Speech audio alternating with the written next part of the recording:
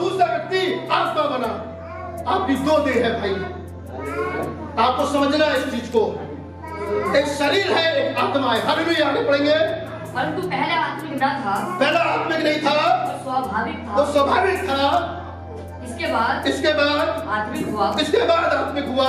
प्रथम मनुष्य धरती से, प्रथम मनुष्य धरती का था, अर्थात मिट्टी का था।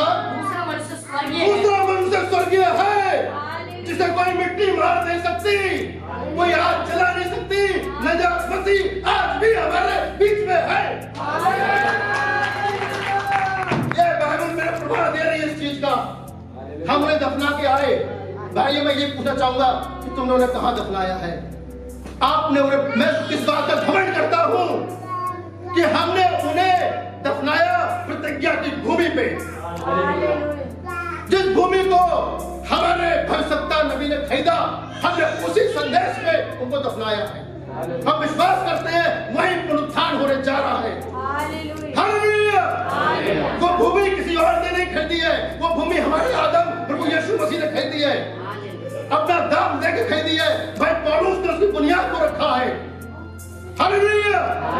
7 दूतों के द्वारा उस भूमि की पहुनाई की गई है और हमने अपने बुजुर्गों को उसी भूमि में रखा है, क्योंकि हम जानते हैं चोटी का पत्थर अनुग्रह अनुग्रह अनुग्रह करके आ रहा है, ताकि एक पुनरुत्थान को लेके आए।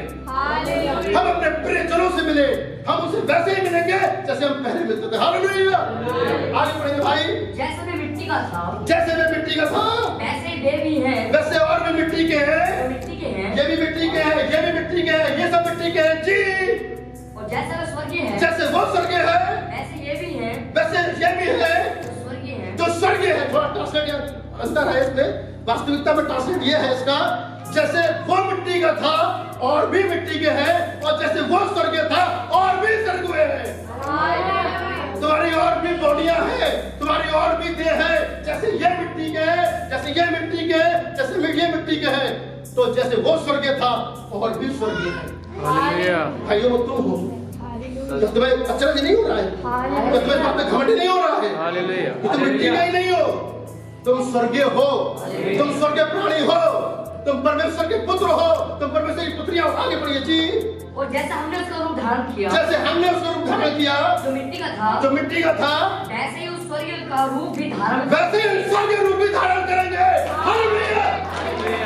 क्या स्वर्गीय रूप धारण करने में तैयार हो?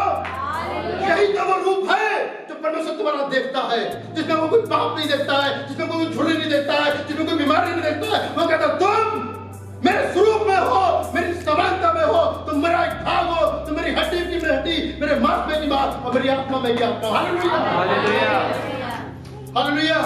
एक लाइन और पढ़ेंगे जी। हे भाइयों, मैं ये कहता हूँ कि मांस और लहू परमेश्वर के राज्य का अधिकारी, मांस और लहू परमेश्वर राज्य के अधिकारी नहीं होंगे, आसमान अविनाशी का अधिकारी हो सकता है जी।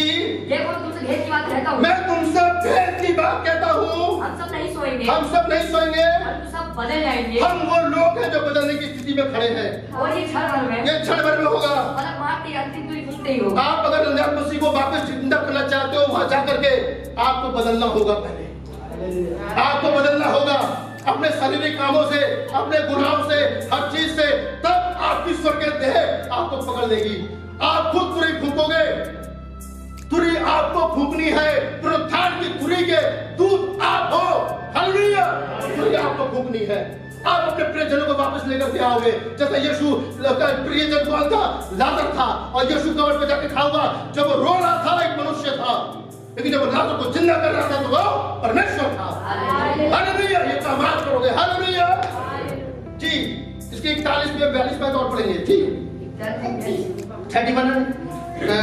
41 42 जी। सूर्य का तेज और ना 51 52 देखिए क्या करेंगे।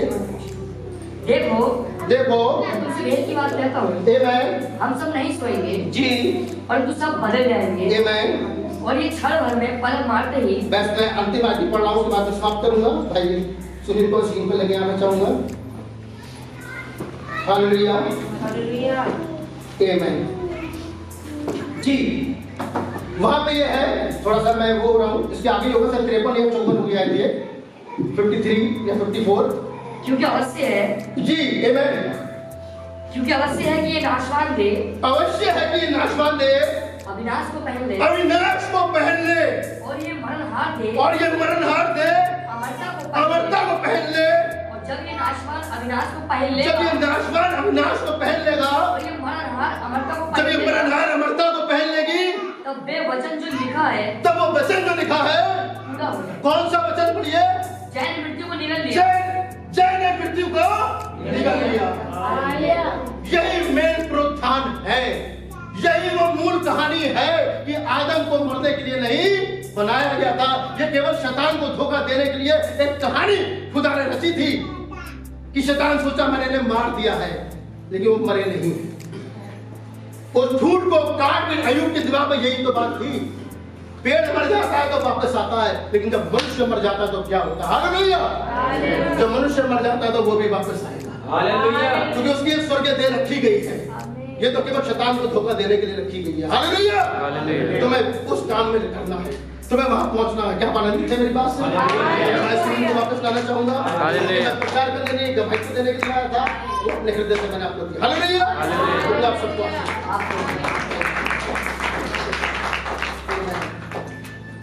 धन्यवाद। परमेश्वर आपको आशीष दे। और हमने बहुत अच्छे तरीके से परमेश्वर के वचन को सुना और आपने बार बार नजात मसीह नाम का नाम जो शब्द सुना, वो केवल नजात मसीह नहीं बल्कि वो आप और हम सब भी हैं।